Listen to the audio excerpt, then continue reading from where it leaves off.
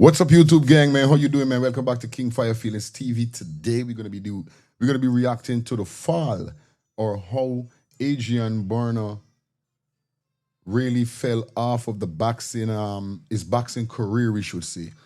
Now, I didn't even know this was the dude. Basically, I'm gonna be honest with y'all. I'm not such a boxing fan. I'm more of a soccer. I love soccer. Not saying I never embrace or had boxing. Never watch boxing and have my boxing. People them like persons who I really like Tyson, Holyfield, Muhammad Ali. You know what I mean? Those guys I watch, international and professional boxing, and I love it. But it's been a while I haven't really been focusing or really checking out boxing. I ain't gonna tell no lie, but Adrian, oh my God. Now, I didn't even know, bro. I was like wondering how the fuck really, because I started to hear all sorts of stuff about him and the boxing career that he had and all these things and how he fell off. And I was like, how the fuck did this nigga fell off? But then I saw this video today and I said, God damn, they must have been hearing me saying I want to know what really happened to his career, his boxing career. So we're gonna definitely react to this and see what's going on. But before we get into this, like I said, man, we building the channel. So I would really appreciate it if you guys give the video a thumbs up, smash that subscribe button, and put your post notification bell on. It will mean so much to me by getting the channel out there, all right? Peace and love, guys, all the time. Thank you for your support. Let's get into this, guys. If I told you the man you're looking at right now, with this big belly, clearly intoxicated and participating in humiliating spectacles for the camera. Bro, why you had to start saying the man with a big belly? Damn. Then, bro, I was looking at all of that and said, bro, how the fuck did he make his belly get like that, bro? Damn, let's get into it though. Was once a multi-division world boxing champion and is barely in his mid-30s. Would you believe it? Nah, I don't play with women.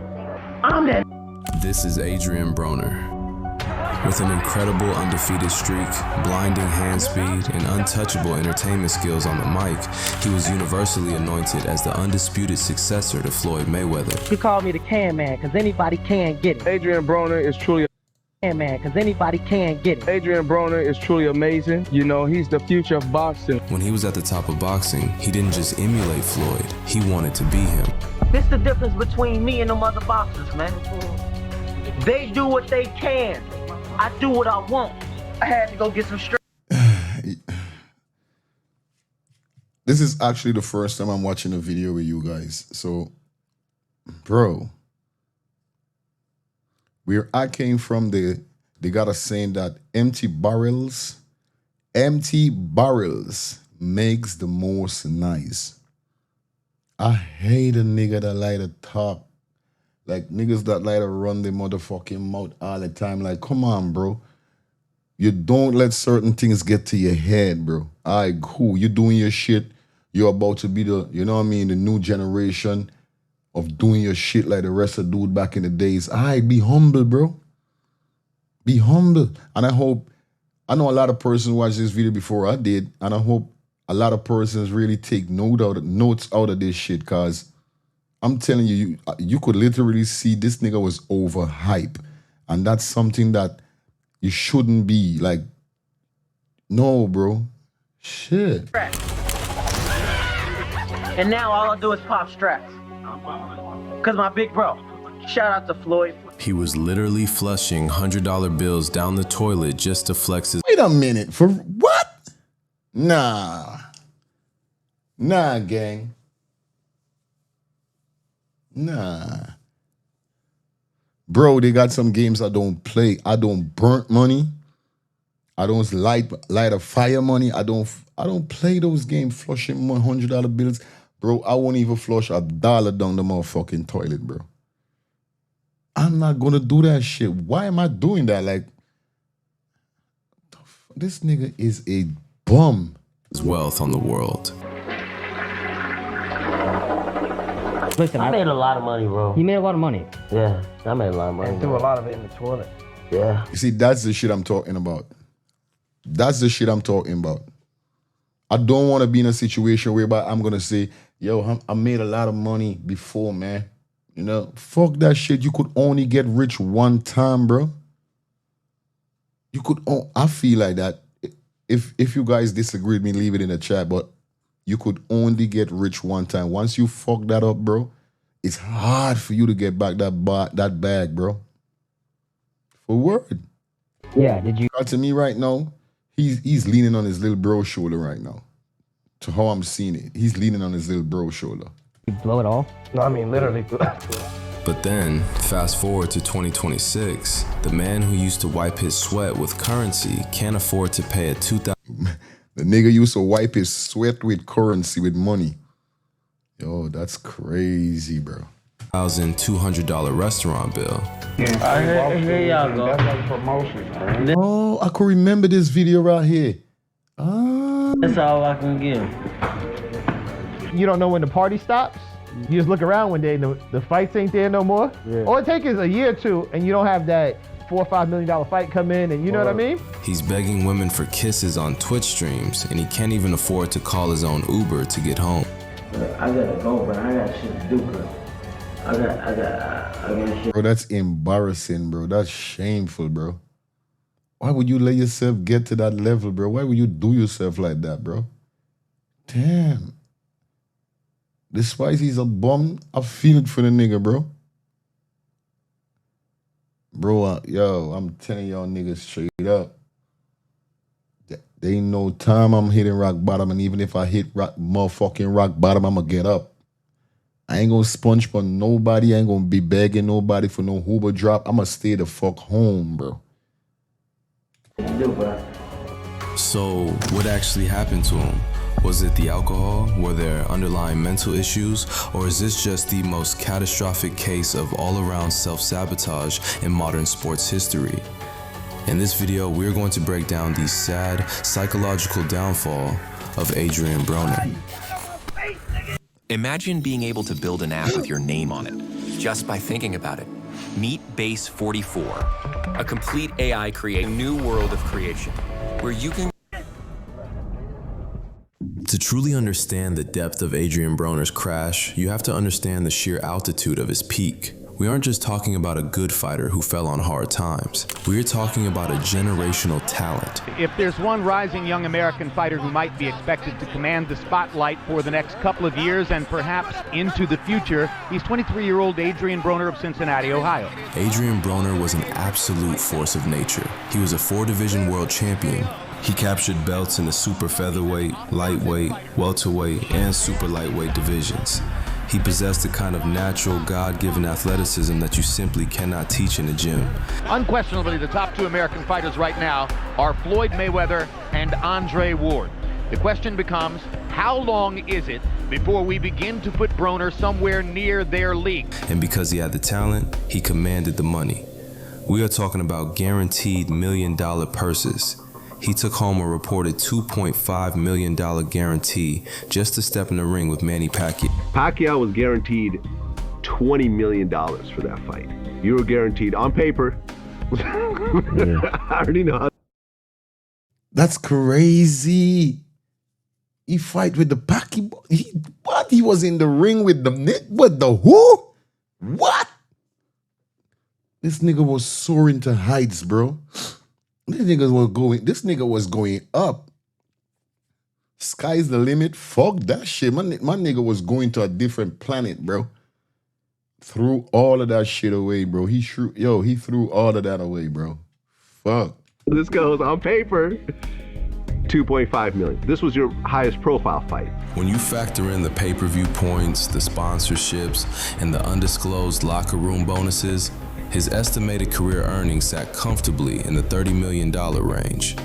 He branded himself AB, which means about billions, emulating his idol Floyd Mayweather's The Money Team.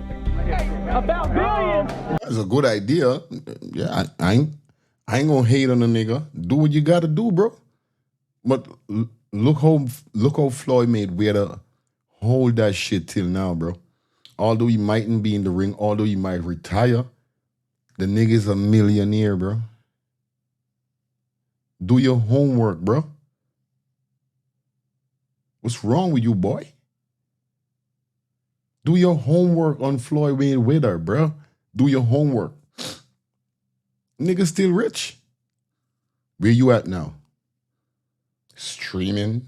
Do you see Floyd Mayweather streaming? He don't gotta do that. He's a billionaire, bro. Although he might be in whatever fuckery he's in right now. Bro. You know, I gave my little brother that name all about the bread.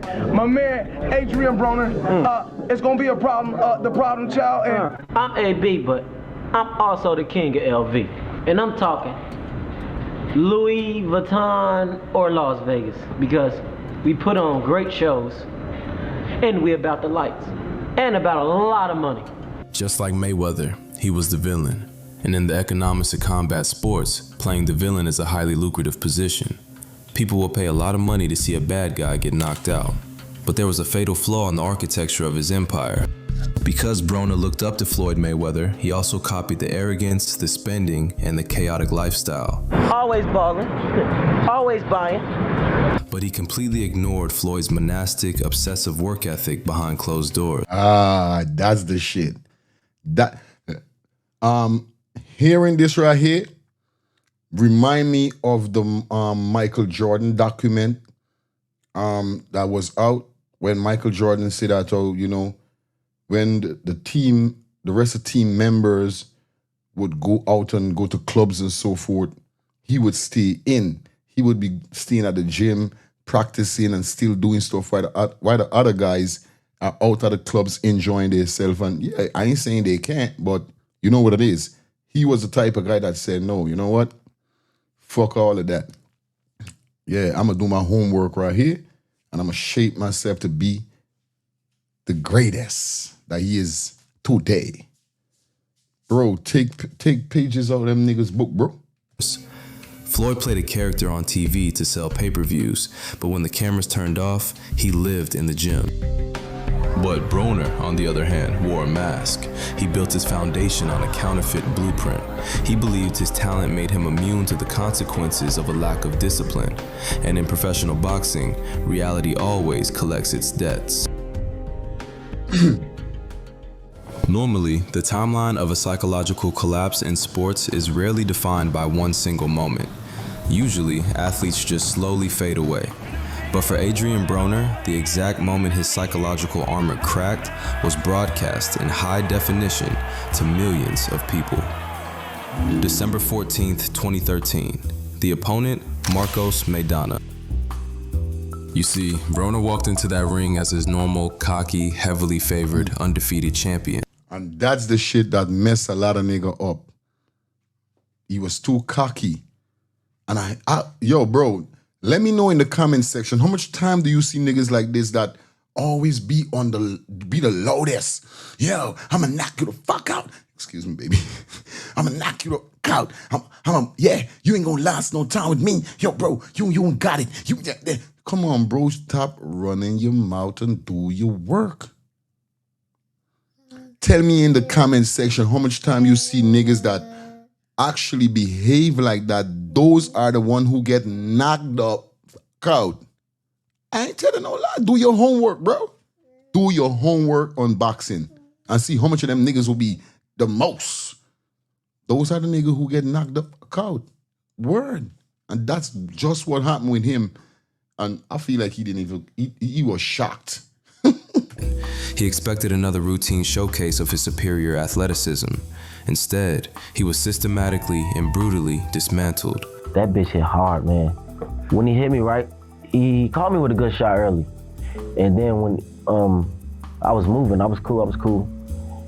And he threw a weird shot. It looked like he was coming to the body, but he came up top and like, ooh, shit. Like, good shot. Maidana using sheer volume, grit, and aggression to drop Broner violently in the second round and again in the 8th round. But it wasn't just the physical beating that broke Broner, it was the psychological humiliation. He lost a unanimous decision, but rather than displaying the stoicism you expect from an elite fighter, Broner immediately fled the ring. He walked back to the dressing room openly crying. You just walk out of the ring. Yeah, and my emotions rolling. I ain't care for no interviews, man.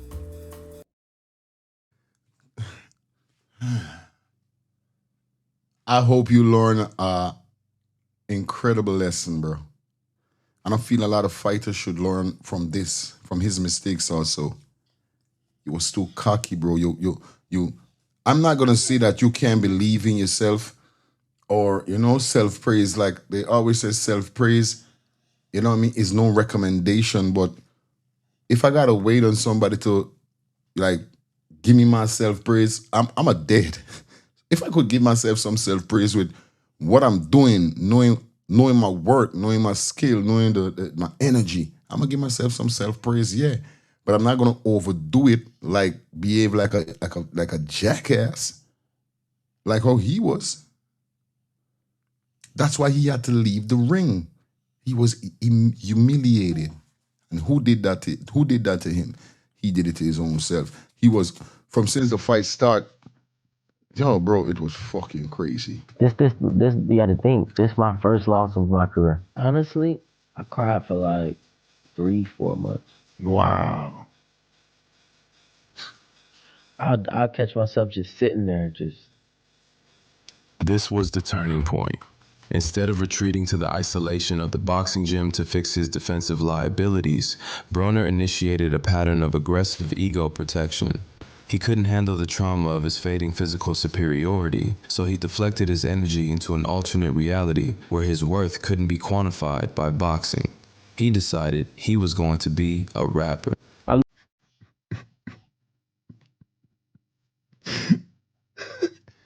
No way, bro. Bro, go back in the gym, bro. That's the next shit I can't take with some niggas. A lot of niggas are afraid to take a motherfucking L, bro. Wait, mama. A lot of niggas are afraid to take a L. Bro, taking an L ain't nothing. You gotta be prepared to take a L. Go lie down with mommy. Lie in your bed. Go lie down with mama. Daddy love you. Look where you're going. Go lie down with mommy. You wanna come lie down with me? Go lie down with mommy and catch your rest. Word, bro. A lot of niggas feel like taking an L, that's it. You're done. You finish with. Bro, come on, bro. Even Mike Tyson lost already, bro. Did that stop him? No. So why the fuck you sweating? Shit, bro. Damn. Live through music. And I love making it.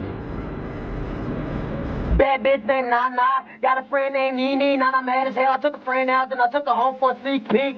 I didn't know that. You a rapper? Nigga, you can't rap. Nigga, what the fuck you doing, bro? Bro, you a boxer, bro.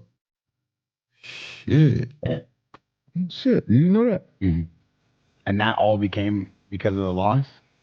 Nah, it was just like, I can do other shit.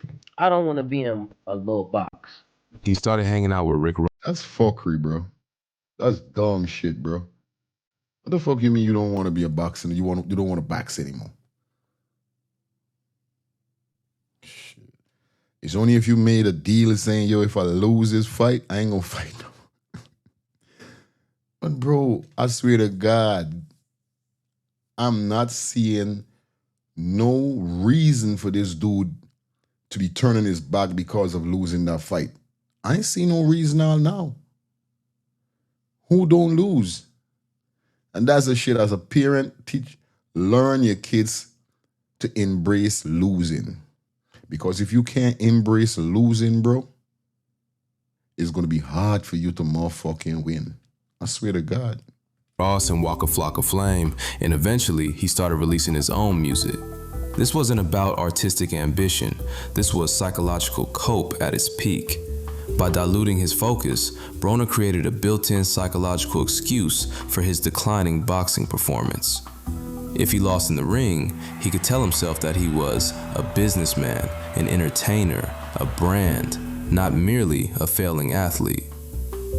It was a coping mechanism designed to shield him from the terrifying reality that his primary skill set needed sharpening.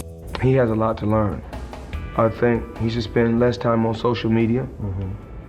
less time trying to be a hip-hop artist and focus more on his craft. As his physical power inside the ring faded. No, listen me, I ain't gonna cap. Pon a real one, bro. Mama always tell me to at least got 2 to 3 craft that I know. So in case something happen and I'm put in a situation whereby, all right, just for say that the work that I'm doing, I'm using my feet. But God forbid it, because I ain't calling nothing on myself, but boom, my feet gonna get injured. So I can't do nothing because the work that I do is on my feet. What the fuck is gonna happen? How am I gonna eat? How am I gonna pay bills? I gotta come up with something else to bring that paper in. You get what I'm saying?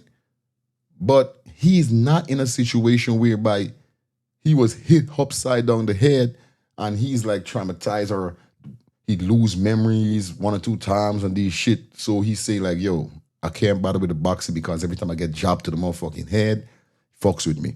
No, it's just a normal loss like every boxer goes through. So why? That's what I'm saying. Like, why would you just be like, yo, man, fuck that, man. I lose, man.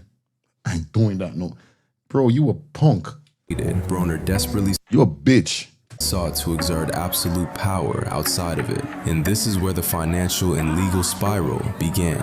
In June 2018, Broner was involved in a sexual assault incident against a woman at a nightclub in Cleveland, Ohio. Listen, I got a book bag, right? I had a book bag on. It had like 270-something thousand in it, right? I put it down. I turned and it's gone. The waitress is gone, the bag is gone. But I didn't know that one of my friends was playing and they got the bag. So I chased down the waitress and I didn't choke her, I just held her. Following an indictment, he pleaded guilty to misdemeanor assault. The civil judgment ruled aggressively against him, ordering him to pay over $800,000 to the victim. Reports indicate he hasn't paid a single penny of that judgment, despite continuing. So he almost choked a female to death for $200K. I had to pay $800K. Now, how the fuck do that make sense? And bro, you say you ain't choke her, alright, but seeing these videos that you and your bro be on streaming and how you behave with these chicks, show me straight up that, yo, bro, you is an aggressive motherfucking nigga when it comes to these chicks, bro. You understand? Y'all get what I'm coming from? Do y'all homework, bro. It seems like he is that type of dude. If y'all be watching the streams with him and his bro. Boasting about his cash reserves on Instagram. But this wasn't an isolated incident. There were more assault allegations at a mall in Atlanta. There was an arrest for trespassing at the MGM Grand in Las Vegas. There was an arrest for a DUI in Florida. More trouble for boxing champ Adrian Broner. He was arrested last night here in Covington in an SUV riddled with bullet holes. Boxer Adrian Broner will spend the next 3 days in jail. Broner was in a Northern Kentucky courtroom where he pleaded guilty to a disorderly conduct charge from 2014. Broner has a pattern. When facing the courts, his behavior perfectly mirrored his ring persona, a total refusal to accept accountability. As evidenced by a probation violation hearing in Cleveland, Broner stood before the judge and offered vague, dismissive excuses. The judge, recognizing the absolute lack of respect for the court, remanded Broner to 7 days in the county jail on the spot. I don't not responded. I think you're not helping yourself right now. You see that? The judge is a female. The nigga don't know how to talk to female, bro. The nigga doesn't know how to conduct himself around a female. No, he's in court. The judge is a female. That's why the judge had to give him 7 days. He's out of conduct, bro. This nigga is done. I'm saying is this: if I'm incarcerated, how can I do all of this? I have to go to the. No, but but he can't. You can't tell the judge that. What the fuck? I'm sorry, one at a time. I'm sorry. You see, his $30 million in career earnings didn't just evaporate through lavish spending on jewelry and cars. It evaporated through a structural inability to separate the fictional about billions persona from the strict responsibilities of the real world. Which brings us to the present day. With the rise of influencer culture, we have to track a series of public incidents Broner has been involved in recently, broadcast via streams to millions of viewers. These incidents escalate from pathetically sad to actively dangerous. Broner started appearing on live streams hosted by digital personalities. During one broadcast, the man who used to headline premium fight cards agreed to completely shave off his beard on camera in exchange for one of the streamer's chains in a mere $1,000. I ain't gonna lie, this shit gone, my boy. This shit gone, you bitch, bro. God damn, boy. This shit gone. Trading his bodily autonomy for a trivial sum of cash signaled a massive devaluation of his self-worth. But it got worse. Footage emerged of a disheveled Broner actively asking a cameraman for funds to call an Uber. He looked into the lens and said, "I don't got bread. I'll make sure you get it back." Or you get it back. Alright. Why would you do that, bro? On camera? Even if you broke, bro, the camera is rolling, dog. What the fuck? Make sure. This nigga keep burying himself more and more in the motherfucking dirt in the ground.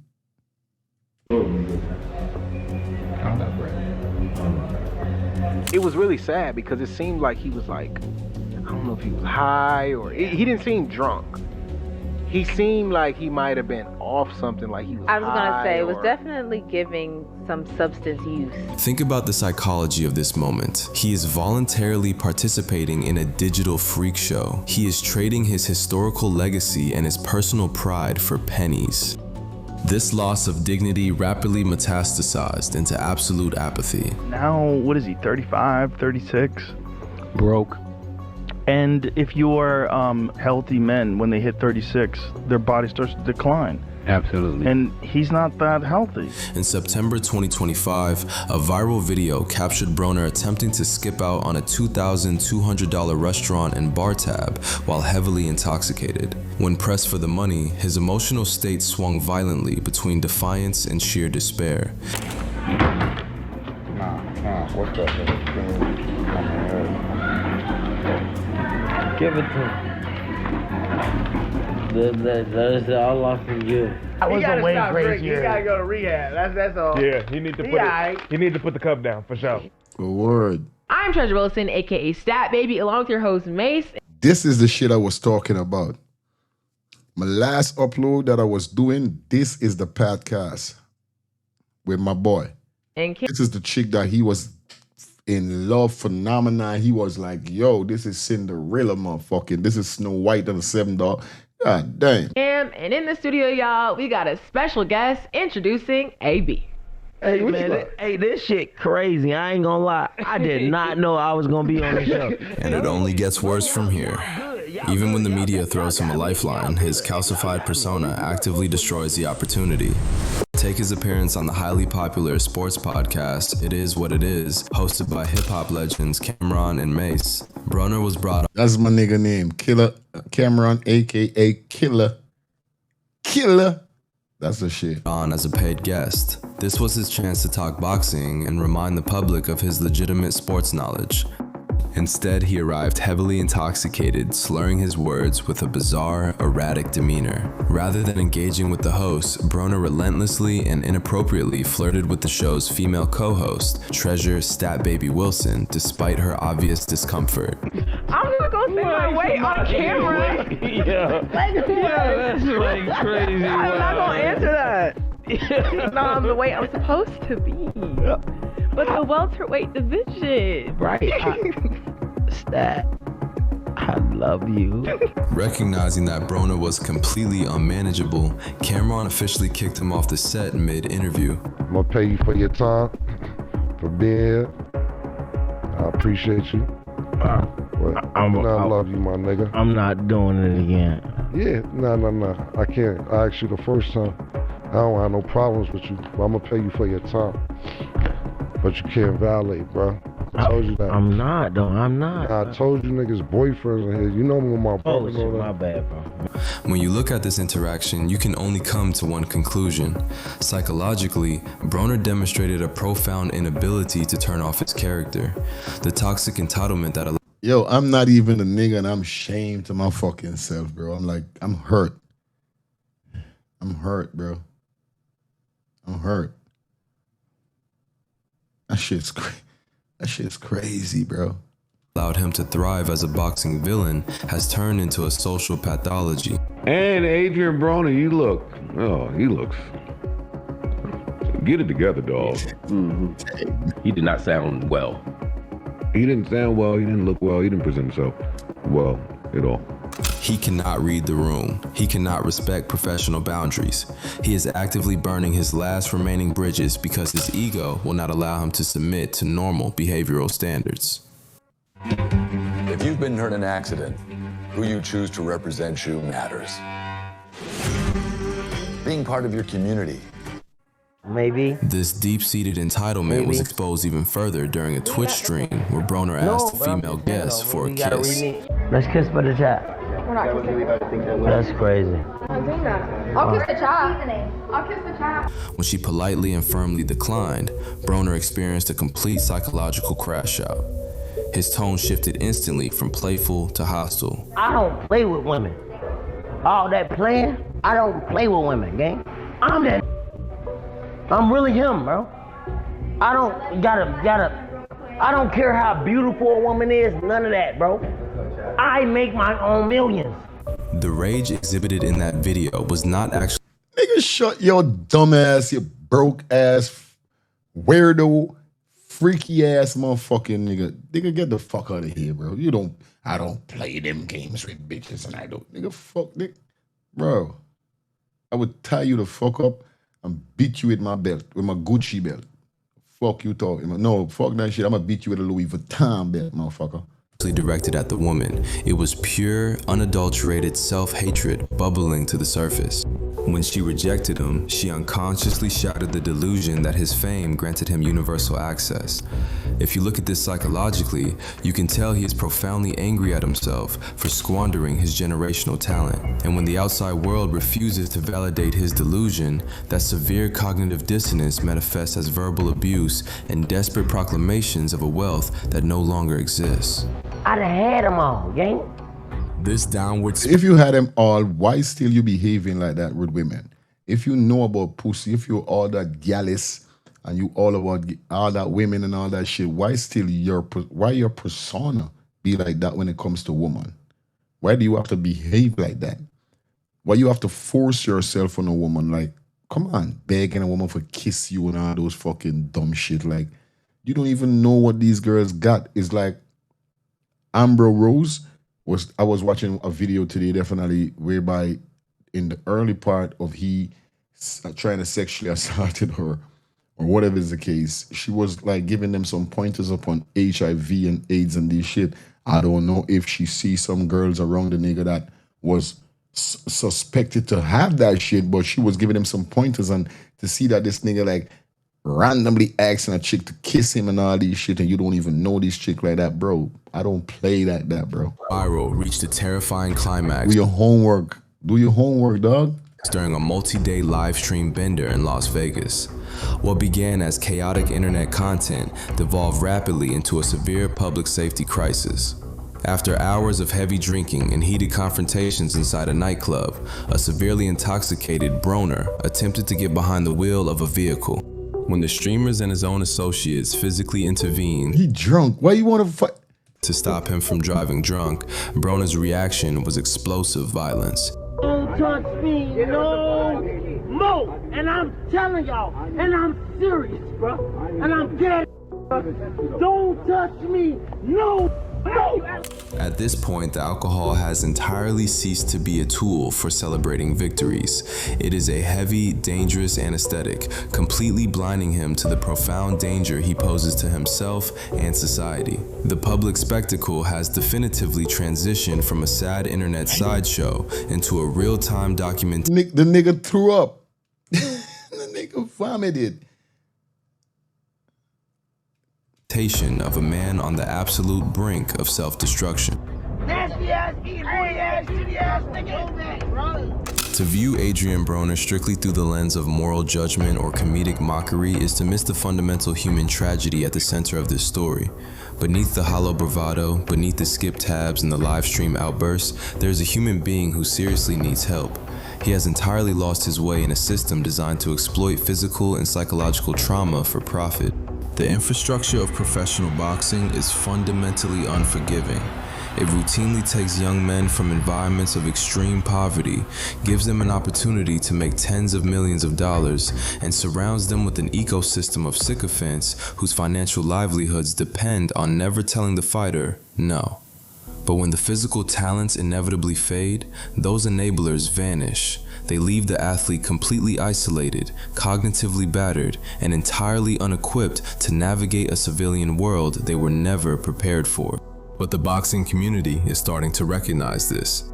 Other boxers like Ryan Garcia have publicly reached out to address Broner directly, offering help and mental health support. You say that? Sad to see AB.